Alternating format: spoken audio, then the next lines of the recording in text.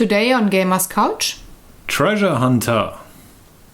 Hello! Welcome to the quincentennial meeting of the Treasure Hunters Guild, our conclave. We're here now to talk about your efforts and achievements in hunting treasures, amassing gold, trying not to get eaten by the dragon. I'm looking at you. Yeah.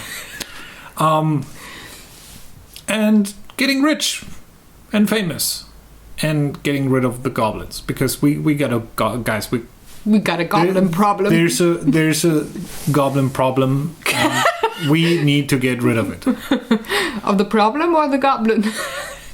Say goblin problem 4 times in a row, super fast. Sorry. Problem. Hello and welcome. Today, my sweet husband Daniel and I, myself, Sarah, the artist by Pinselgeschichten and owner of this channel, we talk about a lovely board game called Treasure Hunter. And drinking coffee.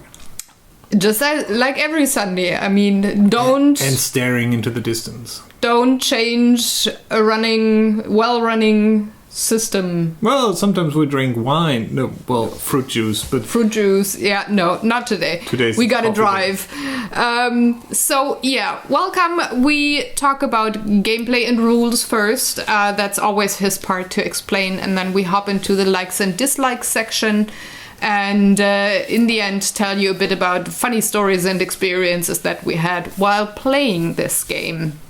If you are very familiar with the game already and are just interested what we think about it, you can always hop to the respective sections. They are marked in the comment section. No, not comment section, description box. That's what it's called. And while Hobby is still... Yeah, it's a unwieldy manual, and I wanted to find a way to show it to you in a... So unprepared. But yeah, let's hop right in. Tell us about Treasure Hunter, not the real hopping. No? No. So if you are 8 years old or older and are with someone else or with 5 other people, you might enjoy this game from Richard Garfield, which is about hunting treasures. Because they run away. Yes. At its core, it is a card drafting game. You will get a set of cards. You will draft a card out of those, put it face down in front of you, and then pass, depending on the round, to the left or to the right side. So that'll switch up. You do that 5 times, then the game ends. The cards you draft will allow you to search for treasures, beat up goblins, and, maybe do some special actions. Let's take a look. So, among the cards you draft, these are the most common cards. You have red cards with a number, actually the picture, while nice, and sometimes with a little joke on there in the description, are just that, colored cards with a number, the same in blue and in green. You will need those because on the game board, which needs to be assembled, let me assemble the game board. Assemble quicker game board. You have the game board, and now my assistant will hold the game board. As you can see, the 3 colors of the cards correspond with the 3 locations on this game board. You see some, icy castle in the snow, you see a jungle, and some hellish cave-like environment. Among these things, you will distribute at random these treasure tokens. So you will put one on max and always one on min, filling up all those 6 spaces. Now, with your adventure, after the drafting has happened, what you want to do is you want to send out first all your green adventurers. If the total number you have in cards is... What? Blue, because we start on the top. Colorblind. You're blue, dabba die. Oh God, no. Okay, now after this crude 90s joke, you send out your blue dudes to get the treasures which may be found here. Let me see how many fingers you have, and we will... 10. And we Last will time I counted. completely... Actually, we can probably get rid of this. So... Not in my nose. So let's say we have these two treasures over here, and I'm going in with these two cards. Now I have to add the values of that, so I have a total value of 14. This number will now be compared to all the other players at the table, and whoever has the most points gets the high max value treasure, and who has the lowest points gets the minimum value treasure. The idea behind that is the higher the value of your cards, the better equipped and prepared your team is. However, they're quite slow. But, well, they can fight through the entire dungeon, beat everything up, and grab the big treasure at the end. If you have the lowest number of the group, you're just quick to move and are really fast and get the minimum treasure out of that. Everybody else in between gets nothing. Yes, I know that's quite annoying if you're me or someone else. And you proceed doing that for the green guys, this time I'm right, and the red guys doing that. While that is entertaining, it's not all you can do, because in addition to that, there are a couple of action cards you choose to play after your cards have been revealed. And right away, you may or you must play all your cards of that color. So if you end up with an 8 and a 1 on your hand, you cannot skip playing the 8 and just go for the, I have the 1, so I probably have the minimum value card. No. You must play all the cards that you have on hand. Meaning, if you want to screw someone over, you pass that high value card to him of a color you don't want and they don't need, and that might make things a bit more interesting. In addition to that, apart from these magnificent treasures, there are some, well, not as reality-shaping treasures as this gauntlet, but negative treasures or traps or cursed items which are worth negative points at the end. So sometimes you really don't want to have the highest card or the lowest card on that. Additional treasures I'll show you later, because they'll come at the end of each round or at the end of the game into play. So let's take a look at the action cards that you have available. If you draft one of these cards here, the Animal Companion, you may choose to play it. You don't have to play it, because this is not a numbered card, but technically an action card. You may choose to play it to double the entire score that you have, meaning if you, let's say you end up with 14 blue points, you can play this card to up it to 28 blue points immediately, and probably netting you the max value thing. Sometimes it also works if you have just lower scores, but yeah, these are obviously more important if you want to go for the high score, or if you might want to pick that up if you want to deny someone else from getting the high point score in some way or form. Then there's a plethora of, well, it's just 6 cards. 6 action cards, which can be, well, pretty much categorized in different ways. You have the card that just, well, adds or subtracts from your total value. So, for example, this flame sword adds 4 points to any kind of color that you have. So you may choose this card either after the blue, the green, or the red round to give you just 4 additional points, maybe inching you over another opponent, going for the maximum amount of points there. Again, action cards, you may choose to play them, so maybe you want to keep that and not play it in the blue round, but in the red round, because you want to go for that treasure, or you think you have better chances there. On the negative side, or if you want to go for the minimum value, this card allows you to shrink your hero and reduce your amount of points by 2. However, you want to pay attention to never go, have either 0 or less than 0 points, because then you're you don't participate in that round anymore, which could be good. Sorry. which could be good if you don't want any of those 2 treasures. It could possibly happen that you have 2 negative treasures available, and if you go negative or 0 with this card, you're out of the game, and kind of the others have to decide who gets the cursed treasure from that round. Maybe just to clarify, you're not entirely out of the game, you're just out of the race for that particular colored treasure. Other things you can do.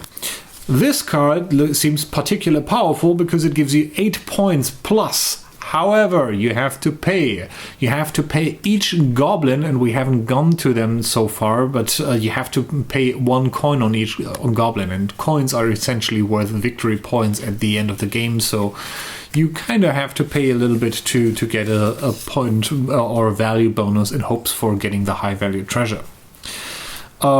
Then there's the sleeping potion, which allows you to completely negate one of the cards in your hand. So, in my previous example with the 8 and the 1, if I had this action card, I could attach it to the 8, and now the 8 is almost like as if I had never drawn that card, so I only end up with the 1. Very powerful card that lets you kind of swing over from maybe highest point to lowest value point there. Then we have the mule, which you can play at any time during that the color comparison thing, which allows you to draw another card from the card what's it called, card draw pile.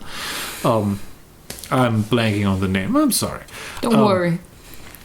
You must incorporate that card if it is a colored number card. If it is an action card, you may choose to play it as with anything else. But let's say you had the 2 and you played the mule and draw the 12. You must play the 12, even if you were going for the lowest score, although maybe then you wouldn't have played that card entirely. But that also means if you played in the first, it was blue, right? I'm just double checking. Blue, green, red. To make it sure. So let's say you play the 2 there and the mule in hopes to getting a better blue card, but now suddenly, for some reason, you draw the green 8. That means you have to play the green 8 in the green phase, which might screw up your strategy of going for the lowest card there, so just be mindful of that. And last but not least, there's the get rid of the goblin cards, or the scare goblin crow thing. Well, Goblin scarecrow. Let's talk about goblins. I just disassembled it. Yeah, we just need the other thing. So we want to make it nice. This piece of the board will house 3 different goblin tokens that go on here. Goblin tokens always come with a little paw symbol and a number and a coin value on here. Now, after you have gathered all your treasures and done your adventures and are happy to get home, those little suckers, no-do-goods will show up here, and you have to deal with them. If you don't have any cards to get rid of them, like the goblin scarecrow thing, you have to pay each goblin the amount of coins that is printed on here. So this little sucker will take away 3 coins of you. This 1 and this 2. Meaning this card is actually pretty powerful to get rid of them. Another way, or actually the more common way to get rid of them, is to keep these cards during the draft phase on your hand, which are your guard dogs, which will prevent from, well, having goblins enter your camp and robbing you blind.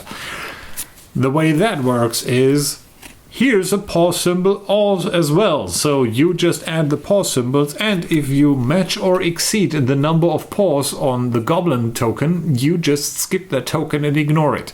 And you do that for every token. So these 2 dogs are worth 3 points. Let me check. This guy only needs 1 paw to get rid of them, so I ignore him. This guy needs 2 to ignore him, so I ignore him. This needs 2, so I ignore him as well. If there would be some other goblin who needs more than 3 paws, then I would have to pay them in some way or form. Also, which we found a little bit irritating during gameplay, but the mercenary goblin card, which gives you 8 points, Although it says here you have to pay 3 coins, what you actually have to do is to put 1 coin on each goblin on the board, which is important because due to expansions and other circumstances, for one, there could be more than 3 goblins on here, so you have to pay each, so that card could be costing more than 3 coins. And all the coins that land on here will go to whoever was able to beat the goblins, has the highest paw value, and would have the highest loyalty value. So let's say I have the highest paw value with these 3 paws, and Sarah didn't, so I would get all the money that these little guys collected, but also these themselves are worth victory points at the end of the game. Now, if another player would be with us that had 3 of these paw icons, we would then compare those loyalty cards, and who has the highest value of the number printed down here wins the tie and gets all the goblins and the money on them. Speaking about money, that's another type of card you may draft, which will be resolved afterwards, which you just trade in for coins, which are worth victory points, or as you've seen, can be spent on goblins or can be spent on those action cards. Now, after you have done one of those rounds, meaning drafted cards, went out hunting for treasures, dealt with the goblins, kind of resolved your money cards, you then have the ability to use your spell treasures. These are special treasure tiles which just happen to show up with all the other treasures, but you can play them at a certain point, usually at the end of the round, to get an additional bonus. So for example, I can play this treasure card to get 3 coins for each green card I played this turn. Same would happen here. For each red card I would get 1 coin. So these are quite potent, and if you can collect them, you could play them at the same time. So if you have this in green and this, and you play them at the same time where you played 5 cards, that is worth yes, correct, 20 coins for you, which would be worth a lot of victory points. Or you can play this card, which doubles the amount of coins you get from the coin cards you played this turn. Again, as with the action cards, you may choose when to play them. However, this game only goes over 5 turns, so you have to play them during one of those turns. By the way, this tracker also gives you a nice little indicator where to pass the cards in the drafting phase. So first left, then right, then left, and yeah, you get it. Because we have a smart audience. There's another type of treasure that is only kind of interesting at the end of the game, and those are these gray treasure things, which give you a bonus for, well, depending on what they depict here, you would get a bonus coin and thus a bonus victory point for each goblin you have defeated at the end of the game. Similar things happen on other occasions, but I think you are getting the idea. Well, since this game is for ages up and plus, it's no wonder that we're pretty much done so far. So once you have gone through those 5 rounds, you will flip over the board because it seems rage difficult for people to keep track of the coin. Come on, 8-year-olds. The what? 8-year-olds. They might want to have a track to show. Did you also hear eat your rolls? And I was like, why should I eat my rolls now? I don't even have some. Well, you're getting old. 8 years olds or 8-year-olds. So you turn that board over to see who has how many points, putting your little player tracker on here, and just count together all your treasures, all your money stuff that you have, goblins, removing whatever cursed cards you have that give you negative points, and then when the game ends, you accept that Sarah wins. And don't take it away. Come on. And I was looking forward to the experience. That's the game. Yeah, it's your funny experience. For me, it's not under that category. Funny stories and experiences. I was going for experience. It's not funny, and it was for me certainly experience, but yeah, but that actually ties into something I want to talk about in the likes and dislikes section. So since we're done with the explanation, I think we should. In regards to what's going on with this game, and this is actually difficult, but good that we have a wide-angle camera now. This is the manual. That's why we bought it, because of the huge manual. This is the reference sheet for the manual. Yeah, this game isn't that terribly difficult. No. If you want to have something to compare this to, it feels a little bit like Seven Wonders, simply because of the drafting mechanic at the beginning of the game, where everybody is picking a card, passing the rest. But it's more the kids' version of that. It's more cutesy. This one here, I think, with Seven Wonders, there's other mechanics in there that are a bit more involved and advanced on the board game track, but the drafting also reminded me. And if you're really good with remembering something I am not, you kind of know what cards are available through an entire round by memorizing that, except for maybe the first two drafts or how many it takes to get the cards around to your space or into your hands. Before also there are some cards you don't see because someone will kind of pick already them first. Took them, yeah. Apart from that, I think that's it. I mean, there's a ton of stuff we didn't show you because, it's just coin markers. There's a lot more of those in there. But that's the game. So let's talk about our likes and dislikes. Opinions. Most important thing of this video. Do you want me to start? Sure. Let's start on the positive side. Coffee. No. What do you mean no? I was referring to getting back on track with the game. So, there's a lot of things that I like about it. There's some things that I'm not sure about. So let's start with the good thing and then talk about what I'm not sure about. I do like a lot the quality component thing in this particular game. There's a lot of cardboard. And so there was a lot of punching going on when we got that game, and not one of the pieces ripped, as you sometimes have it when you punch out that stuff that you have the top layer peel off a bit. Didn't happen, and it was really tons and tons of cardboard pieces, so I was very happy about the quality there. As Daniel already said, the artwork is cutesy, but it's not really a big draw for me in the game. I mean, I like it. I'm very happy with any well executed kind of artwork, and again, it's kind of cutesy, but it's nothing special, and I don't think the game requires that. It feels, when you play it and when you look at it, it feels like a very classic family game, and I think that's what it was going for. So in my personal opinion, I think it accomplished what it set out to do. There's only one minor thing, and we will talk probably a lot about that. I'm not sure if this game is, I don't want to say well balanced, but there's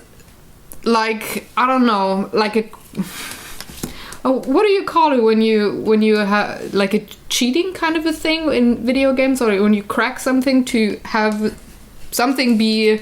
You cheated?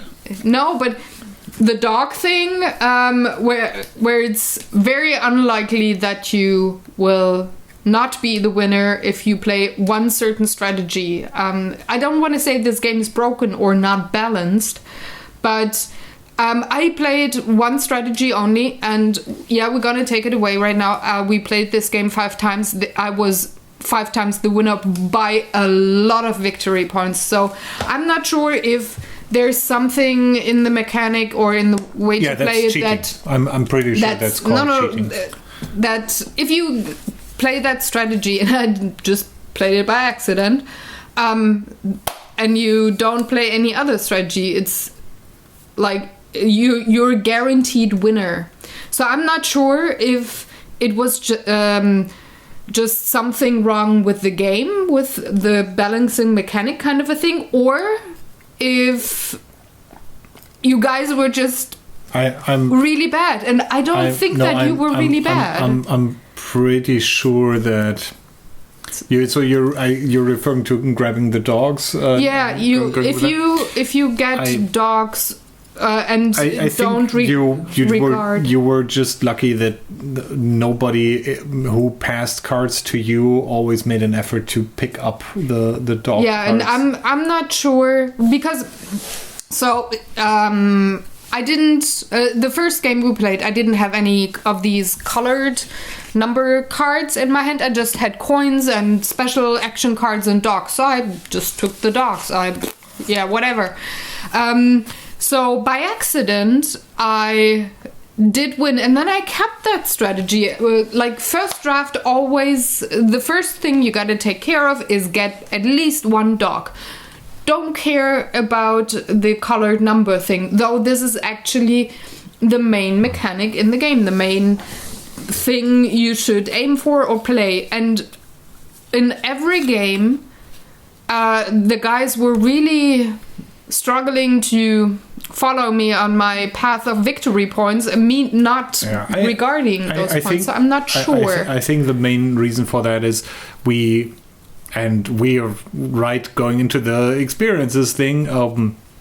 But I think the main reason for that happening is that we fought across each other to get the treasure stuff, and almost every time nobody deemed it worth going for the goblin thing, and I always did. So you say it's not a thing of the game that something is broken there, but even though these are only worth one point at the end of the game, they tally up. You still get all the money, and we played with 4 and 5. 3, 4, and 5. So let's say these 3 guys are out here. So every other player, let's assume Sarah got all the dogs, meaning that everybody had to pay these guys 6 coins. So for her, that's like in a 5-player game, that's 24 points on here, plus the 3 here, that's 27 points. Plus maybe what she would have gotten by accident through the color cards. Yeah. So and that's exactly the thing. Once you figure that out, I'm not sure if then the game is less lopsided as it was with us, or if there is really something wrong with the game mechanic. And I can't say, I don't know, but that was something where it's like, this is weird. I'm not sure if this game is well balanced. And just to give you an indicator, so these treasures with about around 20 points are already the highest. So being able to get a 30-point value out of the dogs isn't too bad, considering that the treasures are usually heavily contested. Yes, you can get a lot of points with these spell type things here as well, but sometimes it's actually really difficult to time them correctly. So the get 3 coins per green card. Do you play that if you have 3 cards out? Do you think you will have a round with 4? Maybe you have 2 more turns to go. Do you think you can top that next turn? But again, another thing that I was... you gotta have a very patient group and a very quick to get it kind of a group, because that drafting of cards kind of thing that also goes on, like for example in Seven Wonders, with 3 players, it's fine, you can manage, but we had it with 5 players that congestion happens. And then you get confused. Did I have that pile already or not? So you really have to make sure you have a good rhythm when it comes to drafting. Otherwise, it's just a big woohoo, and that didn't help. But if you know that going on, going into the game, or if you have very patient children that are not jiggling around at the table and being distracted by everything, I think it's not a bad mechanic to put into the game. I mean, it's it is literally look at the cards, pick one, pass to the next side. That usually doesn't take that long. No, it doesn't. As you've seen, there's not that much to read on the cards either. It's either one of those action cards or one of those numbered cards. I can get it. Sometimes you're thinking, okay, oh damn, can I go for the dogs now? Should I go for the high color card that I really want to, or not? But you start the memorizing. I think if you played this with the same group for 2-3 times, things will speed up unless you have someone at the table who is very prone to. I wouldn't even call this AP or who's colorblind. That's also something. Not really. Those colors are, I'm pretty sure, distinct enough. I mean, if someone must be really heavily red-green colorblind to run into that trouble. I think your dad would have trouble more with the green and blue because my dad is always referring to his colorblindness, which is way milder than he pretends to be. Then he shows his hand, and you know what he got before. He shows his hand with which he would have lost anyway, and then I'm really it's really difficult to see for me while I'm losing. But whatever. Other than that, this game is really quick to pick up and learn. So how did you like it? How did you like the manual? And because I didn't read. So the manual is rather simple because the game is rather simple. I do like drafting games. I actually don't am such a big fan for randomness, but for some reason I really enjoy drafting games where this is what you got, try to do the best with what you get and win the game with that. And this is kind of that distilled to its maximum.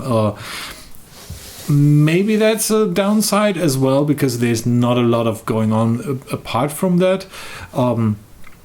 So if I had to choose, if I would have to play a game with kids, I probably would bring out Treasure Hunter because I do like, and just for kids, you have to work with a little bit with math and count stuff together, and that might be something that is really cool for them because it's still on a very easy introductory level. Playing with a little bit more advanced players, so ages 12 and up, I probably would go for Seven Wonders. In a similar fashion, just because there's a little bit more going on the sidelines. That being said, this game is quick enough to technically throw in 1 or 2 rounds on a game night without having a terrible big setup going for you. Yeah, and you can talk other things while you play it. It's not as involved that you cannot have a conversation. I mean, I like the idea of the theme behind it, but it is still thin in terms of gameplay. I like the theme, but it doesn't, at least to me, didn't feel very interconnected to the mechanics. But that's all right. I mean, you could probably have this as an abstract card game as well and be fine with it. So, yeah. Yeah. Shall we rate? Sure. 3, 2, 1, go. Okay. So 2.5 for me. Yeah. It's all right. Let me start again. There are, I would say, different card drafting games out there. See Seven Wonders, which I would rank higher than this and would find more enjoyable, specifically over the long-term thing. The name Richard Garfield might lead you to thinking that this is a very, more deep, complex game like Magic. However, this is more like Richard Garfield as in King of Tokyo Garfield, which I think is fine. Sometimes you have a group where you need a game that's a little bit simpler to play and maybe speeds up through that because you want to do other things like talk. Yeah, or you just have younger players. It's a classic family game. Yeah. I think you can play this with your kids that are not necessarily teenagers. So they could be younger and you can enjoy them. Those rounds, and they're short enough for even 8-year-olds. Also, Infinity Gauntlet. So yeah, that is a big plus. Yes. So let's talk about the funny stories and experiences a bit more. Goodbye. No, he's gonna get frustrated now. No.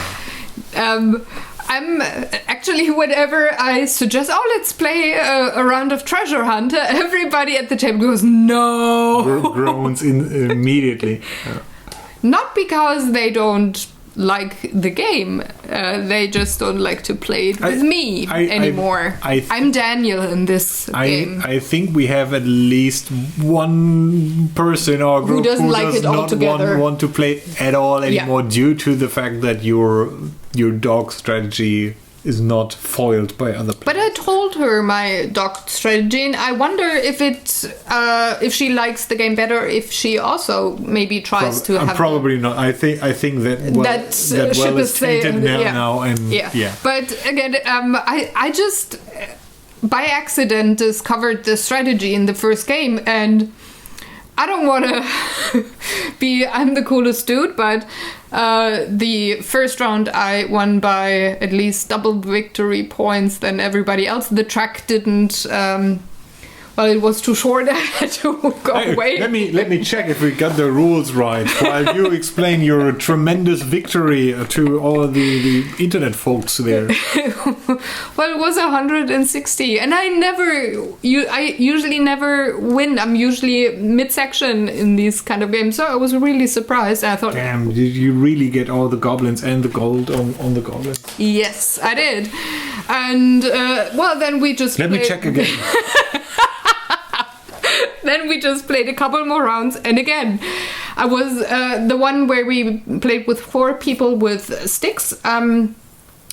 He was really good at it too, because he did go for the dogs as well, but not consistently like every round. And he was 40 or 50 points behind me only. After our first game, I tried to pick up every dog card, but I never got any, which just shows that they are all in my head. Either we were extremely unlucky that they kind of passed by you before they got to anyone else, and that with switching direction where you pass your draft cards, I would think that is unlikely, but well, I had 2 or 3 rounds only where I never got any dog. So I mostly started out with a dog, or I got past a hand where there was a dog left. And I sometimes really just collected the dogs, so not the other players did them. Maybe I was trying to play a way too difficult approach to the game that is necessary by going for that spell cards that allow me to multiply. And I didn't care about the treasures at all. If I got one, nice. But I didn't even look which treasures were out. I just said, okay, I'm gonna go for the dogs. And I did also prefer the coin cards to the action cards, because I didn't have a lot of numbered cards anyway, so I thought, at least I get a few coins out of it. The action cards just go back into the draw pile, so they would have been a blank for me most of the times. So I was the money man in 5 games, and now nobody plays with me, so I need to find a new gaming group that is not opposed to me collecting dogs. It's like hunting for a treasure. A gaming group that appreciates your dog strategy and is ready to foil it. At least I get 1 round out of them when they realize that I'm going for the dogs only and screw them over big time, and nobody will play with me. But again, I discovered that strategy by accident, and I don't change anything if it really works well for me. So I didn't even know until the 3rd or 4th game that you were not all going for the dogs. I thought you were all going at least for 1 dog, and then you said, no, I never had dogs. Like, okay, maybe that's why. Because we never got any, because you had them all, because nobody was paying attention except for me. See, you don't. It's your fault. Well, no, technically, maybe not all of you, but to some of you could have sent an email or something like that saying, "Hey, go for the dog." I feel a disturbance in the force. Someone is collecting all the dogs. Well, I always had 2 or 3 cards with dogs on them. Yeah, because one thing that I misunderstood the first round was the value of my dogs just has to be the same as 1 goblin, and I tallied up all the goblin points, and then I was like 5 or 4 paws, and I tried to collect 5 or 4 paws, and I only needed 1 or 2, so I collected all the dogs. Yeah, first game excellent kind of thing. But it was very funny for me, not for the others. And yes, they're dogs, not ducks, although that sometimes call things sounds like a duck, what she says. We also played it with my mom, and she was just as frustrated. She duck. was... Dog. This duck belongs in a museum. Yes. Now I finally got the Indiana Jones joke in there. Yeah. So we also played it with my mom, and she is usually really good at these kinds of games, but she was pretty much Daniel 2.0, so she was really being pissed off as well by the dog strategy, and yeah. So thank you, Richard Garfield, for making Sarah very happy for her winning streak. Unfortunately, this might mean that you lost some players on the way. Only 4. Or we need some secret meetings without Sarah to play Treasure Hunter from now on. Yeah, that's fine. It's time to go on a vacation. How about a museum trip? He wants me out. You belong in a museum too. Thank you. I'm not that old. Yet. I'm getting there. So I think that's all we got to tell about the game. Anything else? Did I forget anything? If you're looking for a family game that has most definitely really good component quality, is not too mind-boggling, strategic in intense, but has some nice card artwork, is actually pretty quick to pick up and allows to talk at the table to other people about their horrible dog choices, this might be a game for you. Go for the dogs if you play it. Let me know how that strategy works out for you. Go despise the dog collectors in this game. Anyway, I think we're done here on the couch. We will see you next week on this couch. Do you want to give a hint at your next draw for initiative? Yes, we have a new draw for initiative. Let's see if you can guess which game it was. It was a nominee, it's a board game, right? Yeah. Okay, let me think. Does it have dogs? No. So you never won. Right, I never won. Oh, did I? I don't know. But it was a winner for Spiel des Jahres very recently. And it has something to do with yelling at your friends. You like it a lot. I know. So I would say your next draw for initiative is dedicated to the unfortunate passing of... now I was going to say Severus Snape because I'm blanking on the name, which is... Alan Rickman! Of Alan Rickman, which is very sad, but... Yes, it's... That would be theme appropriate. Yes. Okay. Harry Potter. Well, it's not a Harry Potter game, but that game would, or that drawing would be appropriate too. Yeah, the dudes on the cover of the box also have black capes and black hats and the dudes, the dudettes. You mean? They too. I mean, dude is genderless for me. It doesn't mean male, so. I say dudes to girls as well. There's duders and there's dudettes, wasn't there? I don't know. English, second language for us. Maybe not for you, but we don't care. Anyway. Goodbye, duders and dudettes. Enjoy your Sunday. Or any other day where you watch it. Also, let us know in the comment section below if you have any questions or other comments, and do the good YouTube things. By now we did share, tell subscribe. You this over 50 times, almost over 60 times, so you should know how this works. Figure it out. What if they're new to our show? New to YouTube? Now to our show. New to the internet? Yeah. Hello, infants. Let me talk to you about privacy on the internet and why little children should not be on the internet alone. Only with their parents. And who know what to like and to subscribe. Just push the buttons. And check out Wednesday, 9 a.m. CET. That's when the new Draw for Initiative will be on the channel. So we say goodbye. See you soon. With Sarah, the teenage witch. I'm not a teenager. But it's Sabrina. I have gray hair. Sabrina, the teenage witch.